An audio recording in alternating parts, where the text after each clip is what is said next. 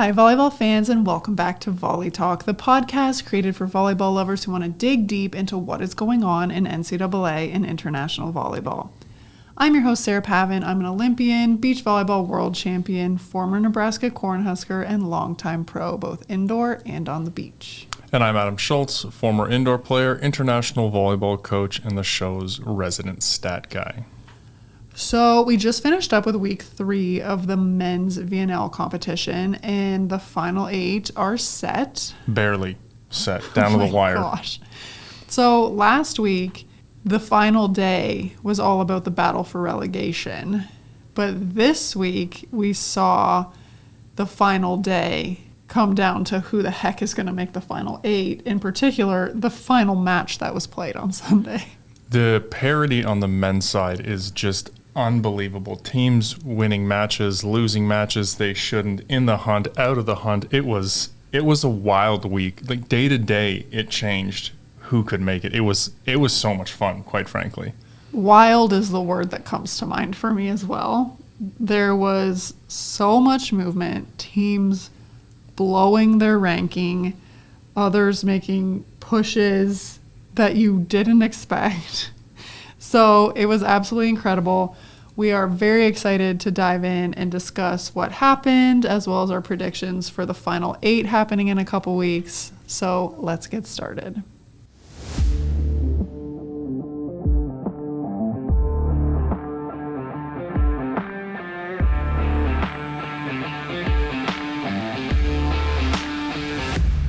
We don't really have any weekly highlights this week, but just wanted to put it on your radar. I do know that the women's VNL Final 8 is happening, but if you feel like watching something in addition to that or different, the U19 Boys World Championship is happening this week in Uzbekistan. So matches for that start on Thursday. Just a heads up in case you want to mix it up a little bit, but those are also shown on VBTV. You want to see some testosterone on the court, you want to see some mental meltdowns and some bad decision making, watch the U19 boys. It'll be a ride. All right, let's get into our VNL Week 3 recap. So Brazil finished the preliminary round in first place with 11 wins. They were followed very closely by Italy with 10 wins. So literally the same situation as women in reverse, with close to the same number of wins as well. We had France, Japan, and Poland all finish with 8 wins. There was 1 point difference between the 3 teams.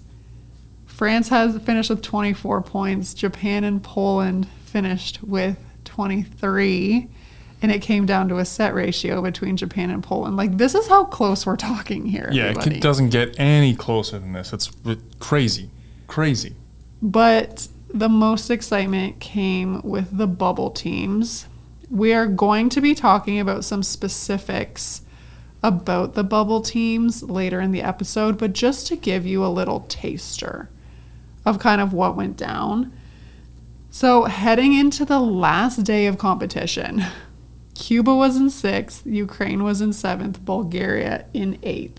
And just a reminder, because we talked about this and you can forget about it looking at the standings, is that China gets in automatically. So only 7 teams from the ranking get in. So those 3 teams are just vying for 2 spots. It's heading into the last day. Yeah. Okay. How it finished with those 3 teams was Cuba was 7th, Ukraine 9th, Bulgaria 10th. So we saw Iran jump from 15 to 8 just by beating Bulgaria in 3. And then we saw Slovenia. I think they were around like the 10 to 12 range heading into their match on Sunday. They went from that to 6th place, okay, by beating Serbia in 5. And we'll talk about this, but their coach almost threw that match away. It was heartbreaking to watch. Oh my gosh. Literally, that loss would have been at the hands of at the coach. But, so that was literally just happened in 1 day of competition. That's how wild it was, okay? So at the end, We had 6 teams finish with 6 wins. So a third of the competition had 6 wins, and only one of them made it to the final 8. So we're talking about, did you win a match in 4? Did you win in 5? What was your set ratio? Who did you win those matches against? Did you drop a set you shouldn't have dropped? Like, just the margins for getting into the final for those bubble teams was so slim. Well, I think the point totals of those 6 teams ranged from 16 to 20. Yeah. We also saw Serbia, similar to the women's side, avoid relegation. They actually had a very good week 3 at the VNL from a results standpoint, but also just they played much better. Yeah. And so they ended up getting 2 big wins over Canada and Ukraine. Tough one for Ukraine to avoid relegation. So this VNL sees Netherlands relegated. They only had 1 win. They didn't play very well. Not a lot of their matches were competitive, so they will be going down. Which is, you always just think Netherlands will be in the mix, just from a sheer height and demographic standpoint. You just think as a country they should be good, and historically they have been good. So well, they were like world champions in the early 2000s. Yeah. Like they were top of the world for a while there. Honestly, the Serbian men are almost completely mimicking the women. yeah, it was the country road trip for the VNL. So Serbia as a whole survives, and also going back to Netherlands, given their like sport culture there and how cutthroat that country is with their sport funding and stuff like that. Very, very high level like execution from a training and preparation standpoint. This is not good. Yeah, if you're not familiar with the Netherlands, the way they do things in terms of having sports centers, and they do have their own pro league. And I think if you were looking at the countries going into this, I'm not sure I would have had Netherlands at the bottom. So this is a surprise, and not only it's kind of the way they did it too. Like not a lot of their matches were competitive. It's really sad. I mean, I love this aspect of VNL now, just Absolutely. to like mix it up, but it's also so heartbreaking at the same time. So if we look at the final 8, we have the following: Brazil, Italy, France, Japan, Poland, Slovenia, Cuba, China. And we'll get into those matchups and we'll talk about them a little later on. But man, you look at that list and I'm not sure. Predictions, who's going to win, it's tight. It's real. I feel like 6 out of 8 of those teams could possibly win. Maybe 5. That was just the little rundown of how messy this week was. Just a couple teams were comfortable, let's put it that way, heading into this week. It was fun to watch, but I think this just shows how much parity, as Adam said, there is in the men's game. So congrats to these 7 teams plus China for surviving the gauntlet pretty much. Yeah, and you're managing. The crazy thing is you have to manage your players coming off pro contracts. How are they feeling? Who's going to play? It's not a crazy amount of volleyball. You get a week off, but you're playing 4 matches in 5 days, and this is where you build your program, so you want young guys to get a chance, and there's so many things to think about and manage in the VNL while still trying to make sure your country qualifies. I mean, the margins were so small because we were coming into this week, we were looking at some of the bubble teams. You had Germany, you had the US, you had Ukraine, you had Cuba, you had, I think we thought Slovenia was kind of on the bubble, but at the time I thought they were generally pretty good. Bulgaria was there. Like so many teams coming in that could have made it, and a bunch of teams who quite frankly blew their chances, in my opinion, by having one bad match. Which we will get into in a little bit. Yeah, but every day you're looking like, oh man, I can't believe they lost that match, or oh, that was a big upset. It was so much fun. Like sport at its best, in my opinion. So what was your favorite match of the week? Honestly, I'm not sure I can pick one match. I think my favorite storyline of the week was watching Cuba. So Cuba was in tough. They had the matches they had to play to get in, they had Bulgaria to start, and we were curious how that was going to go 2 weeks ago just because we didn't know if Nikolov was going to be back or not after spraining his ankle. He was back, so they were at full strength. So Cuba played Bulgaria, they played Poland, they played France, and then they had China last, I believe. And so you're looking at that lineup going, well, Cuba can struggle passing, and all of those teams, outside of China are great servers. Like, they could legitimately go 1-3 in that stretch and not make it. But let me tell you, they brought their big guns. I would say that we saw the big boys across the board for the majority of teams. When I say Cuba brought their big boys, they brought their big boys. Yant and Simone are massive human beings. It's wow, and they were so fun to watch. So Cuba starts out winning a 5-setter against Bulgaria at the beginning of the week. And Cuba's middles were unbelievable in that match. They led the scoring for Cuba's team, but so it was Simone and Concepcion, and they were unbelievable. Simone, I think, had the most kills. He had 6 blocks. I think he had a couple aces. He was patrolling the net, staring guys down, and the match was so much fun to watch. They were banging, they were blocking. It was high level. You could feel the stakes in that match. Like, that was, it almost felt like that was the match to get in for both teams. And at that point, it was, if you have a chance to go back and watch one, that one was so much fun. I think Nikolov, the outside hitter, played unbelievable, I thought, all week. I thought Moni struggled setting this week. There were a couple things that I noticed teams picking up because they were also in the same pool, obviously, so they played some good teams.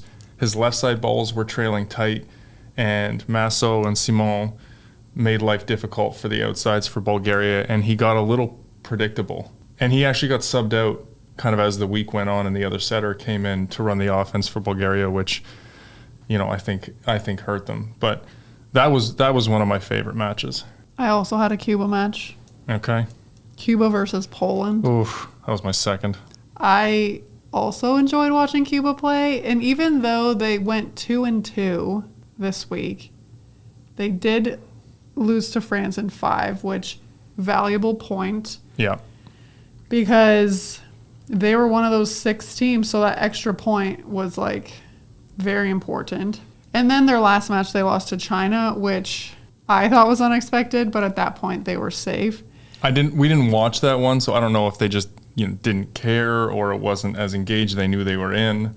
But yeah, I expected them to beat China.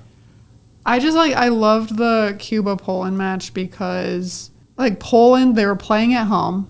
So that is obviously a level up automatically.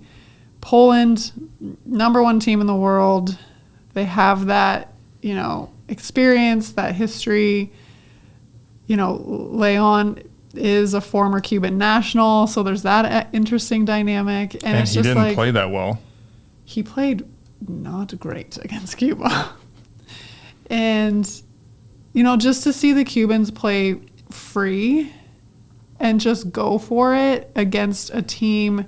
Poland didn't play their best volleyball. I'll give them that. But it was so entertaining because you have this team who has everything stacked against them. Poland was probably going to qualify. Cuba's fighting for their lives in Poland. They're so athletic. The way that they were able to be fearless. Is their passing the greatest? No, but they managed. They managed to pass well. They managed to turn points. The final, set 4 or something, or set 3, one of the sets, it was 24-20 for Poland.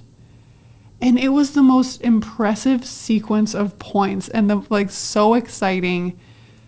The Cuba ended up winning the set. These guys just sacrifice their bodies on defense. They get hit by the ball, but they put themselves in a position to be able to either take it off the chest or make an athletic play. And that one for me was very exciting. Yeah, and again, their match against France, same, like they're playing number 1 and 2 in the world and battling it out, swinging high and hard and just leaning into their identity. They were fun to watch. And Simon scores points when his team needs him to score points. He wins clutch player of the week to me. But like not just like going up and ripping an ace or not like blocking. Cuba needs a point, he will get a block, which is even more impressive to me because that is something that the hitter has more control, so it's just like the fact that he was able to impose his will so frequently this week in such clutch times, I was just like, bow down. Well, in that game against Poland, Yant, who's an outside hitter, hit 440, and Masso, who's the right side, hit 380. Like they're outside. It was really interesting. Against Bulgaria, the middles were the star, and then against Poland, their outsides played. Well, and Lopez played, which he hadn't been traveling or playing much, and so having him on the court too helped. Like, dang, so good. Another game that was maybe not to the level of excitement of like the Cuba-Poland or Cuba-Bulgaria match, but was exciting just for its implications was, for me, the Serbia-Slovenia match. Agreed. Serbia crushed a few dreams this week. Yeah. And it really looked like they were going to knock Slovenia out of the finals. So, like, going into that match, Slovenia needed to win to just make it. They just needed to win. If they lost in 5 or whatever, it wasn't going to be enough. They weren't going to have enough points to catch Cuba. So they needed to just straight up get the win to push them to 7. So a lot was on the line. As we talked about, Serbia has been just out to lunch all VNL, managed to get 2 wins to save themselves from relegation. But like this match for them was just basically pride to win another match. Like nothing was going to change for them, but everything rode on it for Slovenia. And they were in Slovenia, which is also crazy. And the Slovenian fans there was so much around this match. So the Slovenian fans were off the hook. They had a player who is retiring from their national team after playing 200 plus matches for the national team. Everybody from the country was there. After the match, they were listing off all of the delegations were there. It took 5 minutes and they panned to 20 different people in the stands. Like it was a moment, and you could feel the gravity of it while you were watching. And I think there was a lot of pressure on Slovenia. They could feel it. Well, they went down 2-1. Yep. Managed to squeak out the 4th. And then barely. Yeah. Well, and not only that, they had to bring in their children. And when I say children, I mean children. Because they brought their big boys too this week. Yes, they did. And so the setter and right side, the 19 and 20-year-olds that we've been seeing were coming in as a double sub because the big boys were there. But these kids came in and turned things around for them. That right side, he's cold. He's 20 years old. Mujanovic, I believe, is his name. And he was serving, he was attacking, he was fearless, man bun and all, just ripping it up. It was front row, back row. He was fun to watch down the stretch because he just didn't feel like the moment got to him at all. He played the same. That's what happens when you're 19 or 20. Fair. But it was, he brought a jolt of energy on that floor when they put him in to stay. But here's the kicker. Set 5. Oh, my goodness. Slovenia is up 13-9. Okay. It was 8-8. Slovenia rolls and takes 5 points in a row. It's like, oh my gosh, crazy stuff. Serbia finally sides out 13-9. And Serbia has blown both their timeouts at this point. Because they were losing so many points in a row. So what does the Slovenian coach do? Calls a timeout right when Serbia sides out. So it's now 13-10. No, it was 13-9. Well, they and he called a timeout. Like, it went from 8-8 to 13-8. Serbia sides out to make it 13-9, and Slovenia calls a timeout. which is wild. Your team has been playing so well. They have all of the momentum. Like, let's just kill my team's momentum here. And not only to mention that, we listened to the timeout. There was no good information given. All he said was, if we don't score on the first ball side out, try to get a triple block up in transition. Obviously. No kidding. They've been doing that all game. It was like we always do. It was the most bizarre decision I've ever seen. So then Serbia turns the point, 13-10 now. Slovenia calls in their second timeout. Right then and there. I was shocked. And then after that, so he's got 2 challenges left. And after that, he then challenges 2 balls in a row that are about the ball being over the plane. Which was very obviously not one they were going to win. Yeah, one on their side and one on Serbia's side. So in a matter of these 4 points, he's blown both timeouts and both his challenges, all, in my opinion, terrible decision-making. And Serbia came back to 13-13. Yeah, he's panicking on the bench. Like, you definitely you're up 13-9 and you're siding out. You give your team at least 2 chances to side out before you call a timeout because you have all of the momentum. It was crazy to see. I was sitting on the couch watching going, if they lose this match, this is on him. Totally his fault. You are taking your belief. He made the team nervous. Feel the gravity of the moment Yeah. instead of just letting them play free like they'd been doing to get to that point. And I was like, dude, not your time to step in and try to take control here. Let your boys play. Anyway, what was it, 17-15 or something? Yeah. Slovenia ends up winning 17-15, but I was like, the fact that this guy single-handedly ruined his team's momentum when they were up 4 points.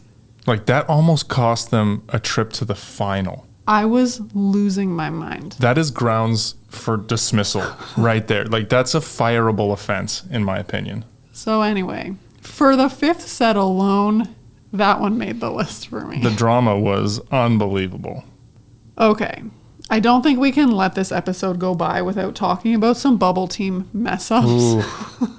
There were a few head scratchers. Oh, man. Okay, as you recall, we talked about what the standings were heading into Sunday, the final day of competition. So why don't we start with Bulgaria?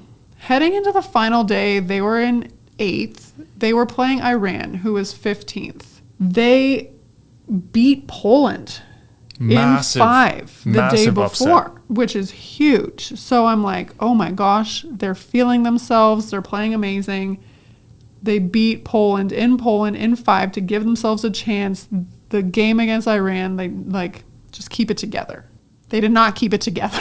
They were brutal though. The game wasn't even close. They had 0 chance of winning that match. But they didn't even ever. look like they wanted it. No. And it was a roller coaster, right? You come in, you lose to Cuba, and you think, man, our chances are down. And then you beat Poland in a massive upset in 5 to be alive again. And then, Iran's a good team. Well, every team is a good team. But they're not playing for anything. You have the ability to come out and win that match if you're engaged and prepared, and they just couldn't get it going. Because here's the thing. If they had won in 3 or 4, they would have had 7 wins, 20 points, which would have put them even ahead of Slovenia, Yep. who ended up 6th. Like, you literally, I don't want to say you had a gift for a final match, but you're not having to face Brazil in your final match. Do you know what I mean? Your destiny is in your hands. Exactly. And it's a winnable match. It's not like you're playing Italy, one of the juggernauts. Brazil, teams that have not been losing at all. And I think they thought they were going to roll in that match. They exhaled. They beat Poland, and they thought, we're going to make it. And they exhaled. And obviously, you hope they prepared the same way. I'm sure they did. They're all professional clubs. But it was flat. And I was like, you have a chance to make the final 8 here, and you guys just are dead. No emotion. You just look so perplexed. You're like, oh man, here you go, take it. Yeah, that's one that they're going to want back, and that was honestly, that was a tough match to watch. Argentina, I feel like, is another bubble team that blew many opportunities this week. They were sitting pretty heading into the week. What were they, like 6, 7, something like that? Yeah. They lost to USA in 4. They went 5 with Turkey. Lose to Japan, lose to Brazil. Okay, we didn't expect them to beat Brazil or Japan. We knew those would be tricky. I figured the Japan game would be close. Like, those styles are, I mean, obviously Japan is fast, but Argentina's got those kind of greasy players too. Like, and that match was close. Like, it went 5, but it was a reverse sweep, right? Argentina came out, won the first 2, and then couldn't close the game. Like, they're playing in Japan. Sure. That's not an excuse. Don't get me wrong. But again, anytime at that point they had to win because they had lost to the U.S. and you're up 2. Like, you've got to find a way to win those matches. But again, you have 2 opportunities against bubble teams, and you go 5 with Turkey. So you left a point on the board, and then you lose to USA. Who, it could have gone either way, sure. But again, we're talking about a situation similar to Bulgaria where you would have been ahead of Slovenia if you'd taken care of it. Yeah. Yeah. And then you look at the flip side, you had the U.S. come in, who were, a little bit of dark horse to get into the final, just given where they were with their roster and the turnover. They win their first 2 matches. So the U.S. comes out strong. They beat Turkey. They beat Argentina. You're in really good shape. And then you have Germany and Japan left. Realistically, Japan's a tough matchup for them. The styles don't match up. They're not tight enough yet to beat Japan. So you're probably not going to win that one. But you've got to beat Germany. Like, again, all the teams are good, but that's a winnable match. But what do you think about that match? Because we saw some players playing in that match for USA that had not played much at all. And like, you had some athletes on the US who were playing really well, who didn't even play and then were thrown in the 5th set. And I'm like, why? Yeah, there are very few times when I look at the decision that Karch makes and I don't agree. I get you want to watch your players, and I get, all of that. We don't know injury, we don't know any of that stuff, but you've won 2 matches in a row. Your guys have to play. I think you put the same lineup in and you try and win that game, and then, maybe you do that against Japan. But the tough thing about that is you put these players in who haven't generally played. They're up 2-1. So you're like, okay, like, we gave you a chance, you rose to the occasion, and then they got smacked in the 4th set. Like, it wasn't even close. So at that point, you switched the right sides, trying to get Garcia going. They didn't put Cooper Robinson in, which I thought was... In the 5th set they did. But again, they didn't put him in the 4th set. So Karch made wholesale changes in the 4th set to kind of warm up some of his starters. Mm-hmm. Didn't do that for Cooper Robinson, but then started him in the 5th set, which is a super tough position to put him in. It's just... again, we don't know what value they're putting on qualifying for the finals, but you have to think that that's got to be a goal. And so I didn't understand why they didn't keep playing their top lineup, which was winning. Well, and to be fair, I don't think winning that Germany match would have qualified them anyway. Well, no, it would have. It gives them 7 wins. Yeah, it gives them 7 wins. They would have come in last, like in the 7th spot, had they pulled off that win. And that's, again, Germany is a good team, but that's a winnable match. So... Germany also showed up with most of their big boys, too. Yeah. And the final one, and this one's, like, probably the most heartbreaking to me, is Ukraine. So they were doing great. They finished their last 2 matches of the preliminary round were against Serbia and Canada, Okay, again, That's the softest schedule you can have. that is so soft to be able to qualify. You have 6 wins, okay?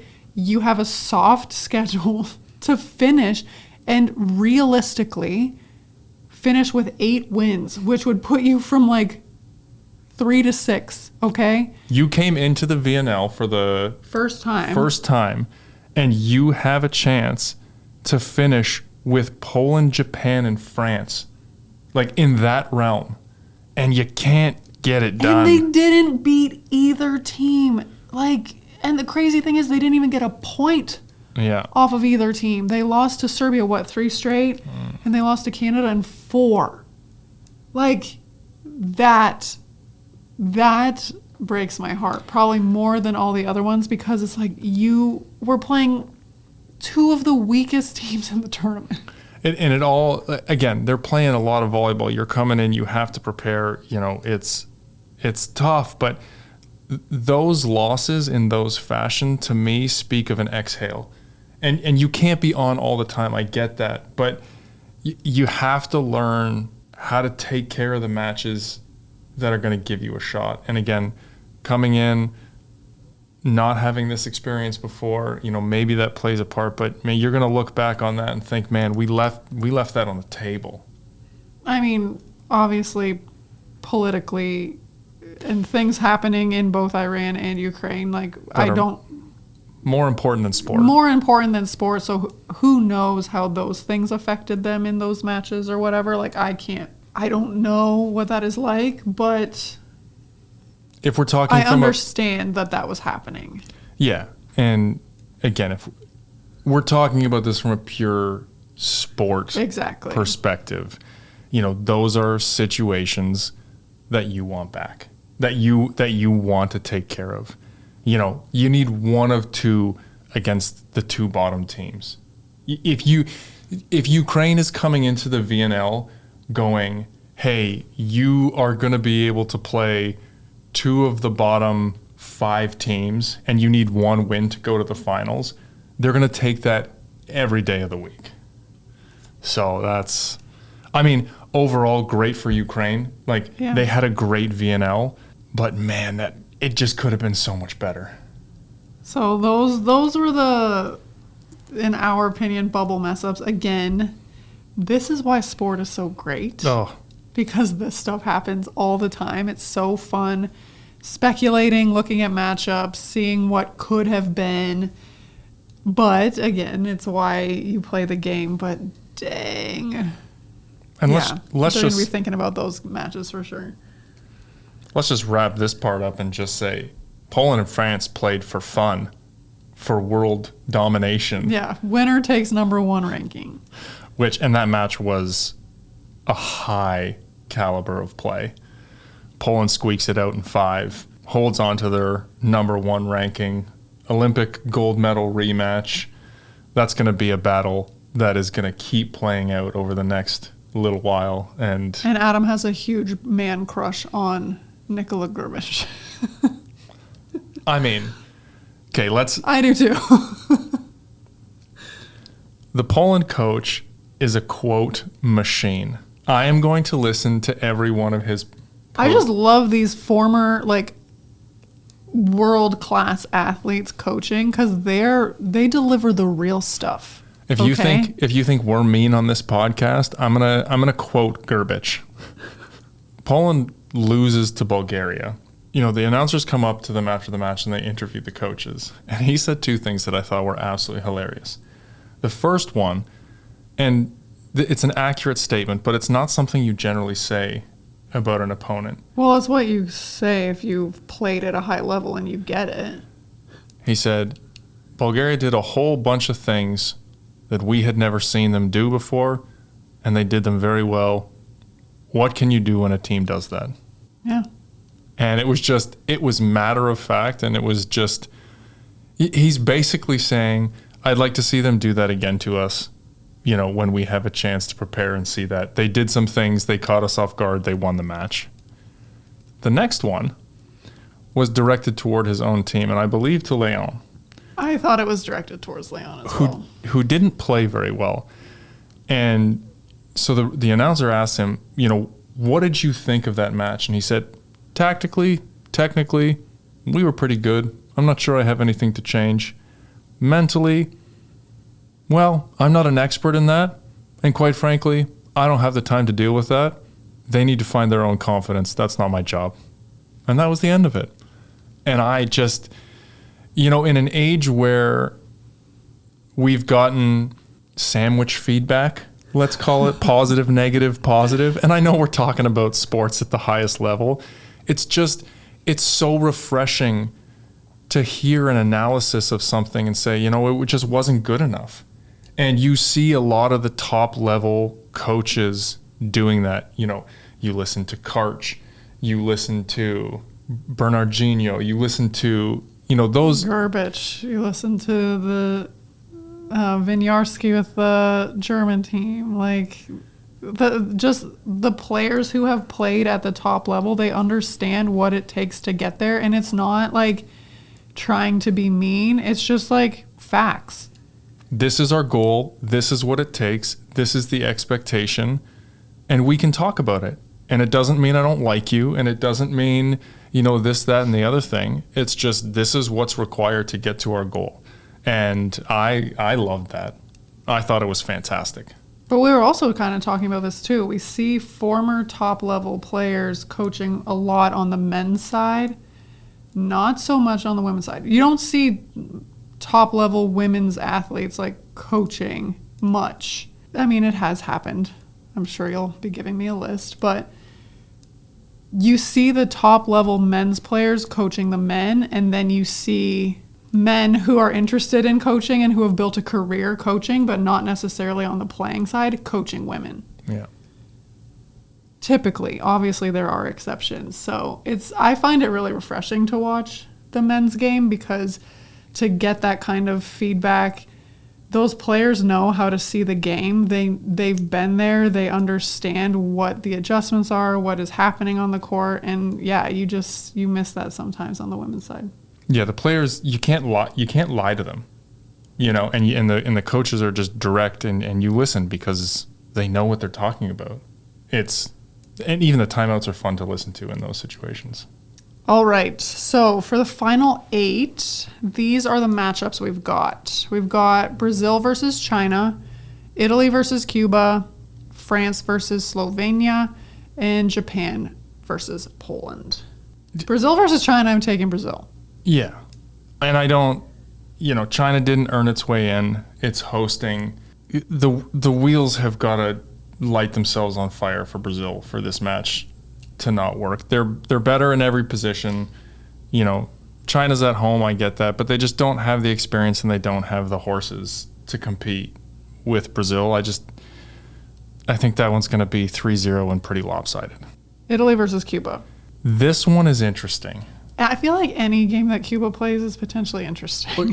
But Cuba is always a dark horse, just because if you get 3 guys from Cuba feeling themselves, they're very hard to stop. And they have difference makers in the middle. They can apply a ton of service pressure. Their Achilles heel is, can they pass? And the consistency piece of that. I mean, if you look at this, Italy, they're more technical. They're probably more tactical. They're more consistent. They're better volleyball players.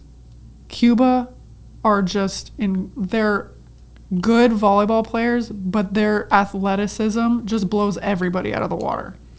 It'll be interesting. I mean, Simone was the top middle blocker in the Italian league. He's played against these guys. He understands that level, but the rest of them are a little underseasoned internationally in that regard, like as a core. If Cuba passes well and they get going, this is going to be like a 5-setter and a flip a coin. But if I had to put odds on them, Italy's consistency is going to wear them down, and they will probably end up winning in 4, close games, making plays down the stretch would be my prediction. Well, I mean, out of system, I think Cuba wins the out of system battle. Just, I think their hitters are able to find ways to score and like do things that people don't expect in uncomfortable situations. So I think if it becomes an out of system battle, because Cuba is capable of just beating the crap out of people with their serves, I think Cuba has the edge if it comes down to an out of system battle. Simone in the middle, he can hold it down. He's a great blocker. Giannelli, hands down, a way better setter than Gomez. Yes. Not even close. But because Gomez sprays the ball around sometimes, his hitters are kind of used to it, and they like find ways to make it work anyway, which is so hard to defend because you don't know what's happening. Italy is going to need to not get frustrated when Cuba scores weird points, and they're going to need to stay disciplined and allow Cuba to make errors also on those weird points. But if they start trying to adjust to Masso jumping backwards and swinging at a ball that happens to land, inside the 10-foot line because he hit it off his thumb, that is where they can't play that game with Cuba. They just need to be consistent, take care of the balls that they should take care of, and just acknowledge that Cuba is going to do some Cuba things. But I feel like teams, when they play Cuba, because Cuba serves so aggressively and they hit so hard, I feel like teams sometimes try to match that. Yes. That's kind of what I was trying to say. Okay. Like, Italy has to play their game and not get dragged into that. Like, you don't have to hit the ball way harder on your serve. Just be smart with it. Yeah. So I feel like Cuba draws teams into that trap sometimes, which is exactly how they want to play.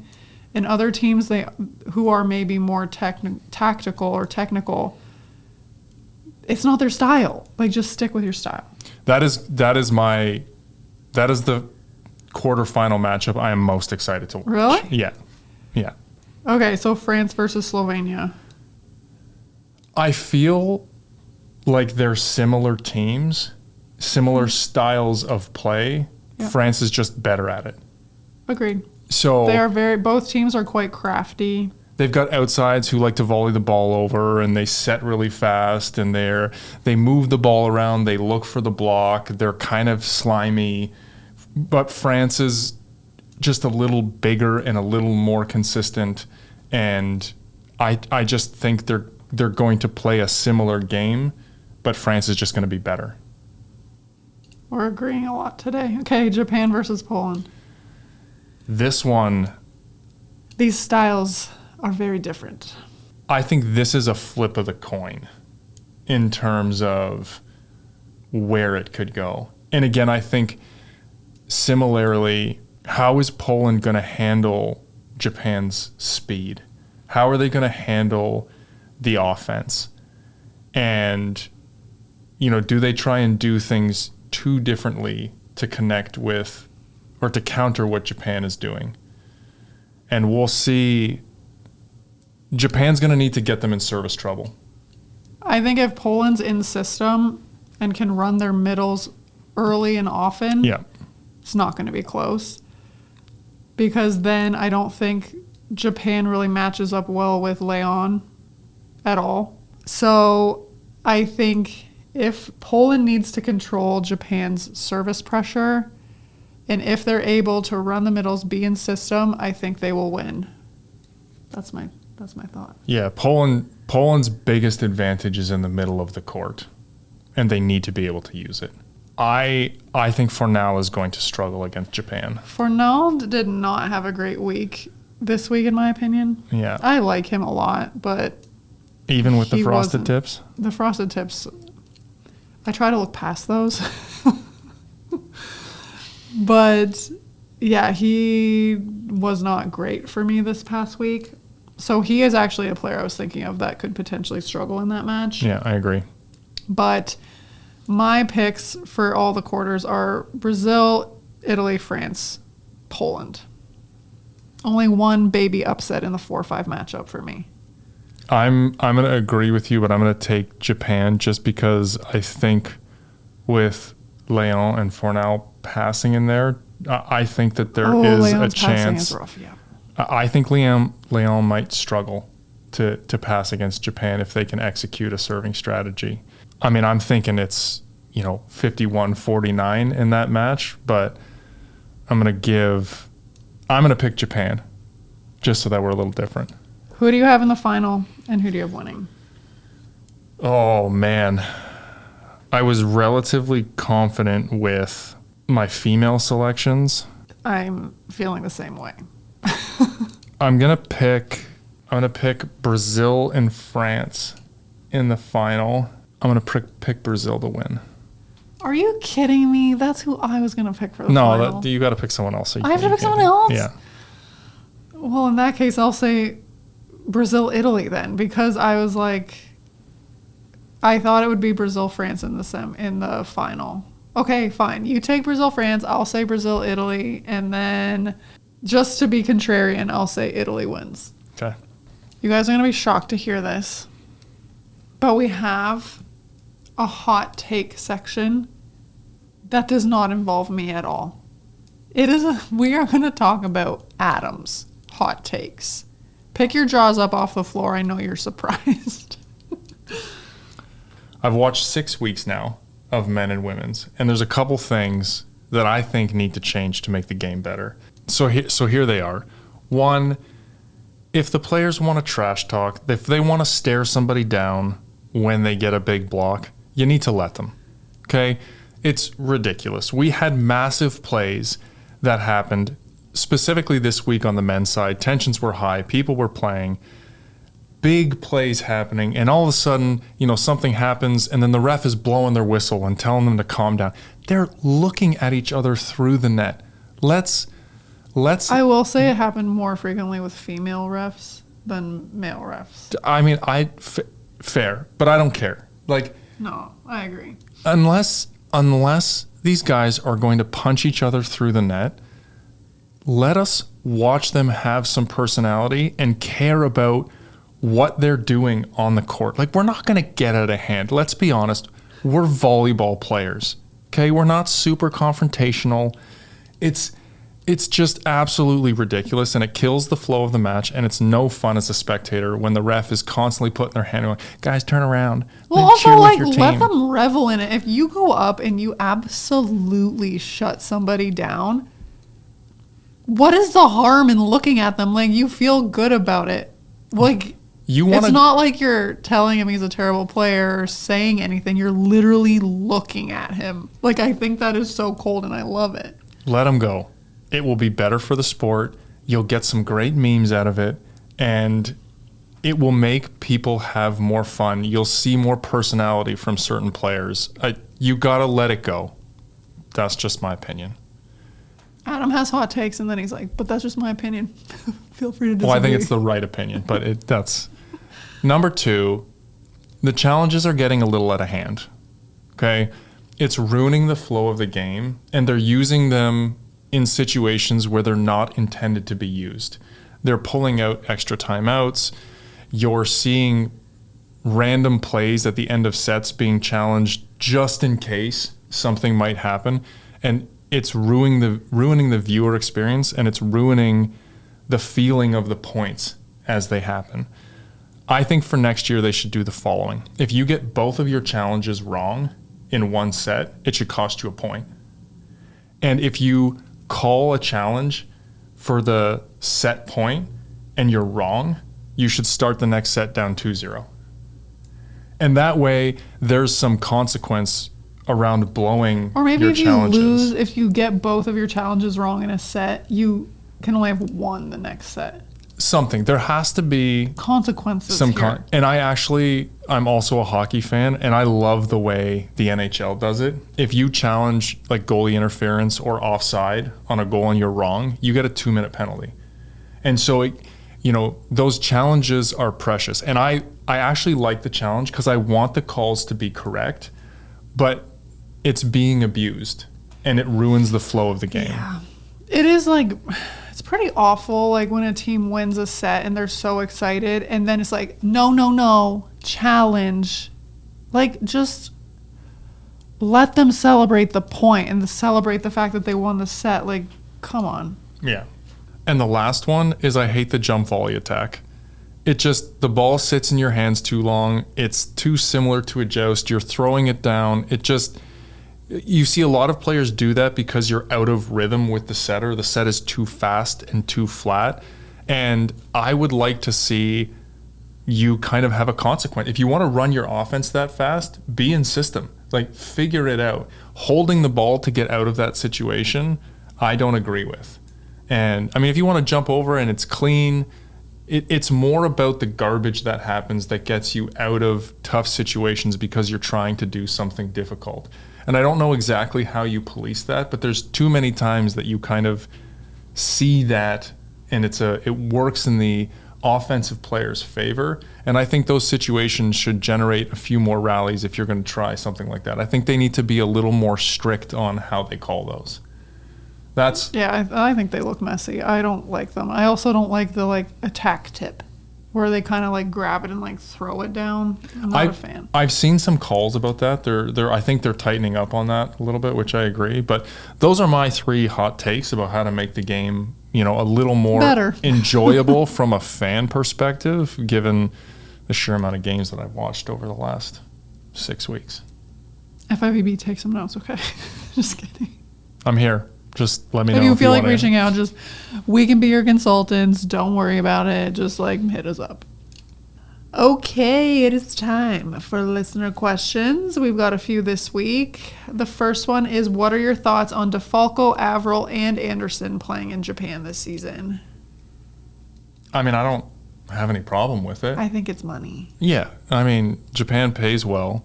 But they play a ton of matches. And they get set a ton of balls. The foreigners get set a lot of balls.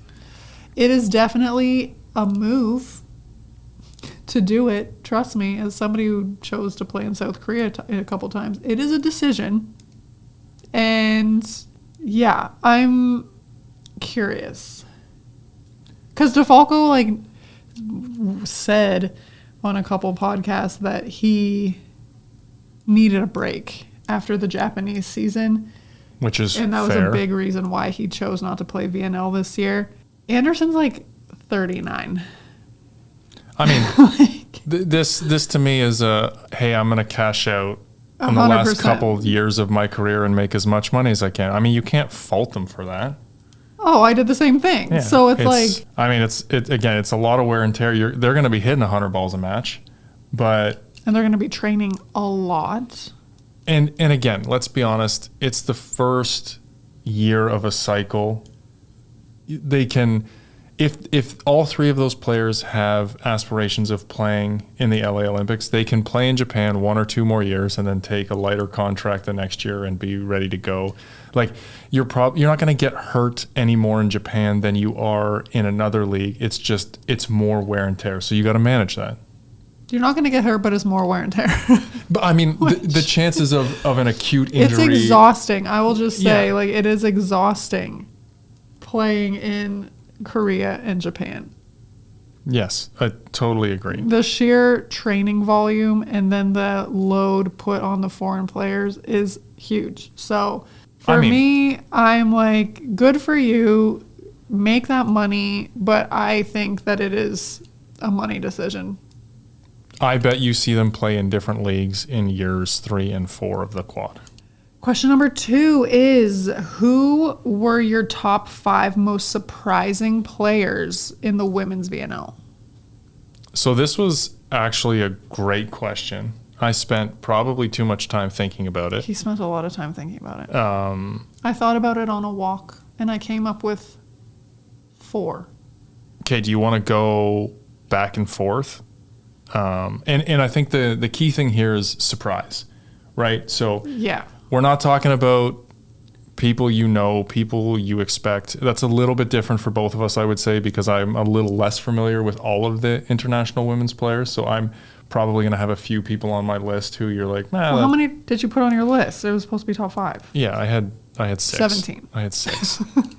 Okay, so he took 6. I picked 4. You can start. Okay, so I think my first one, the Chinese setter, Zhang, who is 16. Zhang. Dang, she was on my list. Setting is a position that generally takes a little bit of time to marinate. in terms of connecting with your hitters, understanding offenses, being able to operate in those situations. And she was a killer. Her decision making was good. Her execution was good. She does not set. Like, I'm thinking about watching 16U volleyball here in North America, and it's wild, like crazy. So she's number one on my list. Yeah, I was very impressed with her. And in a position of such importance at that age. Yeah. So we both had the same one. I had another Chinese player on my list, Wu Minjie, the outside hitter. Yeah. Number 1. Michael Jordan, that's how I remembered MJ. the initials. She has a little more experience. She's 22, but she was also a standout. What'd you like about her? I liked how terminal she was. I liked how she is the type of player where you know she's getting the ball and she finds ways to score anyway.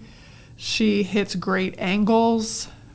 I just really liked her all-around game. And, yeah, I appreciate players where, the all-around game for sure, but like when everyone in the gym knows that it's up to you to score this point, you do it.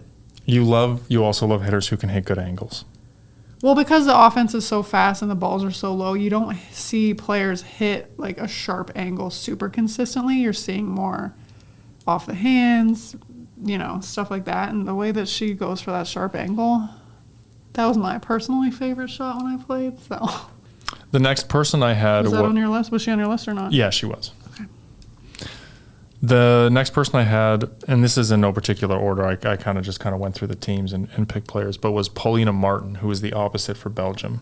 She's 22. She has also some club experience, like obviously playing in Europe. She's been around a little bit, but she's still pretty young. She played most of the games for Belgium. She had 135 points on the tournament, 13 blocks, 9 aces, like kind of coming into her own. And I thought for Belgium, she was very good. Noticeable when I watched them play. She was not on my list. I had the Czech right side on my list. Did you? I did not have her. She's 20. She was probably better than Paulina. So, yeah, that's probably a better choice than mine. She's 20. So, again, pretty young, but she was the go-to player on her team. She carried a huge load, found ways to score, even, again, when people knew that she was getting the ball. It was just, like, aggressive. Even in tough situations, just went for it. I loved her mindset, her attitude. Yes. I actually had a Canadian kid on mine. Guzin, who was an outside hitter. She's 19. She hasn't played any club. She just played university in Canada, which is a pretty far cry from international volleyball, so very little experience. Canada didn't do particularly well, but when she came in, I liked how aggressive she was, which is something I thought Canada needed. I thought she passed pretty well, all things considered. Like, you're coming from that level to international. Now, did she make some poor decisions and were there some gaffes? Absolutely. But for a 19-year-old to come in with no club experience and very little international experience, I thought she was very good. I contemplated putting her on my list, but compared to other people who were like similar age, I was like, I did like her attitude, her fearlessness, but I left her off the list in favor of another Canadian that I thought surprised me more, which was Thokboom, the middle. This girl played at a small college in Canada, same thing, like played pro in Belgium, which, correct me if I'm wrong, is like a semi-pro situation. So doesn't have much experience at all, but I thought she was one of Canada's best servers, aside from Kira Van Rijk, obviously. Best servers. When they got her the ball, she was very effective. I liked how she moved. She was athletic in the back row on defense. Just as a Canadian, I had never heard of this girl before, and watching her play, I was like, oh, wow, well done. Yeah, that's a legitimate choice as well. Is that it? Yeah, I had 2 honorable mentions who ended up being a little bit older, but I wasn't sure. I really enjoyed watching Alsmeyer play from Germany. She's 25 years old. She's played in a bunch of VNLs. She's played some decent club, but I hadn't really seen her on any of the top international teams, and I thought she was very consistent, like noticeable every time I watched Germany play. So I don't think she necessarily fits in the surprise category because I think a lot of people know who she is. But so yeah, I think those are some of the young, unexpected successes in VNL, which is why VNL is so great, right? You have young athletes coming in who get their chance, and what are they going to do, and who's going to step up. So I thought that was a great question. I love thinking about it, and we'll probably see those players for years to come. So question 3, we had 2 questions that were similar, but one was more specific than the other. So I'm just going to kind of put them together. The first question was, why do U.S. coaches have the tradition of having their assistant coaches talk during timeouts? See, this is really interesting because I never actually thought about that until this person brought it up. But it's so true. Yeah, like internationally, can you imagine Guidetti going, hey, Canadian assistant, take the timeout? He actually did it in their last match. I think he was so flabbergasted. He was just like, I need a breather. That was about controlling his emotion. Yeah, he's like, I'm going to kill somebody. So I think this comes down to the college system because you don't see coaches, they don't say anything. Yeah, you don't see Karch doing this. Like Karch runs his own timeouts. But when you watch college volleyball and a lot of these coaches come up from those systems, you have so much responsibility kind of outside of volleyball, whether it be recruiting or different things, media, and you have assistant coaches who run the offense, who run the defense, and you kind of work with them. You're not a figurehead, like you're still involved in day-to-day operations, but you have probably very specific volleyball people underneath you who are working with those position players a lot. So the other piece of that too is the way they train in college. You can only have so many hours on the court. And so you'll see a lot of staffs break up who they work with. One coach to work with the middles, one coach to work with serve receive, an offensive coach, a defensive coach. So those relationships are already in place. So the language is the same and all of that. And your head coach in those situations are kind of making sure that everything is operating smoothly. So I think that dynamic comes from the experience in the college world. So the question that kind of related to this was, Eric Sullivan has served as an assistant coach before at big tournaments. Correct. He was the assistant for the U.S. men's national team for a long time. And also at Texas, where he always seemed so vocal. Why now, as the head coach of the national team, is his energy so flat? Do you think he's got good buy-in from the players, or do you think there may be a new head coach before LA 2028? This question requires a ton of speculation. He does seem flat, though. Like, he doesn't say anything. Yeah, it's a good observation. But nobody says anything. People talk, but they don't say anything. The jump from college volleyball to international volleyball is very high. And, even though he was with the men's national team, the women's game is different. There's, volleyball is volleyball, but the strategy, what teams are capable of, what they're doing, that is different as well. There is going to be an adjustment period for him as a head coach of understanding who his players are, who the opponents are. I can guarantee you he hasn't paid a lot of attention to international teams working at Texas. There's just no reason. So he doesn't know any of these teams as well as any of the other coaches. There's so much for him to do and absorb and to learn. I'm sure it's overwhelming. Well, and also in college, the level of adjustments you're required to make are very minimal compared to the international game. Game plans in college are very straightforward, very basic. Players do what they do. It's very easy to counteract certain things that are happening. Maybe he doesn't know how, or maybe he's one of those coaches that has to watch video before understanding something happening. Because I've had coaches that are really good at seeing what's happening on the court and understanding what to do and how to make adjustments in the moment. And then I've had some that have no clue how to do that and have to watch video to try to figure it out after the fact. That it's not conducive to success on the international level, but I wonder if maybe that's part of it.